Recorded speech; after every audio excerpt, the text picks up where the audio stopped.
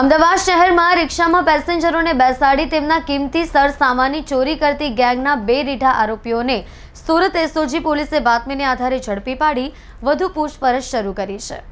Police commissioner Ajaykumar તોમરે રિક્ષામાં પેસેન્જરના સ્વાંગમાં બેસી સાથેના પેસેન્જરની નજર ચૂકવી મોબાઈલ, પૈસા, સામાન ચોરી કરતી ટોળકીને શોધી કાઢવા માટે આપેલ સૂચનાથી પોલીસના ઉચ્ચ અધિકારીઓના માર્ગદર્શન હેઠળ પીઆઈ એપી ચૌધરીની રાહબરી હેઠળ એસઓજી પોલીસની અલગ અલગ ટીમો કામે લાગી હતી। એસઓજી પોલીસ માણસો પેટ્રોલિંગમાં હતા તે દરમિયાન એએસઆઈ મોહમ્મદ મુનાફ, ગુલામ રસૂલ તથા હેડ કોન્સ્ટેબલ રાજેશ પીતાંબરભાઈને મળેલી ચોક્કસ બાતમીને આધારે આરોપી કરીમ ઉર્ફે જીગરા સત્તાર શેખ અને મુદ્દસ્સીર ઉર્ફે મોદ ઝિયાલુખાનને ઝડપી પાડ્યો હતો।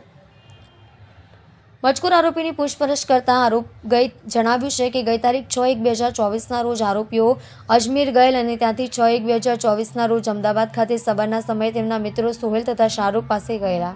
ત્યાંથી સોહેલની રિક્ષામાં પેસેન્જરને બેસાડી રૂપિયા, મોબાઈલ ફોન, પાકીટ વગેરેની ચોરી કરવા સારો નીકળેલા। તે દરમિયાન 2 પેસેન્જરે હાથ બતાવતા સોહેલ રિક્ષા ઊભી રાખી ઇન્કમટેક્સ ઓફિસ જવાનું કહેતા એક પેસેન્જરને અમારી વચ્ચે તથા બીજા પેસેન્જરને આગળ ડ્રાઈવર સીટ પર બેસાડેલ હતો।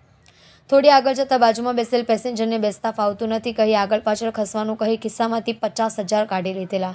પેસેન્જરને થોડી આગળ ઉતારી નારોલ 4 રસ્તા ગયેલ, જે કેસમાં અન્ય આરોપીઓ પકડાઈ ગયેલ અને પોતે પોલીસથી બચવા નાસ્તો ફરતો હોવાની હકીકત જણાવેલ હતી।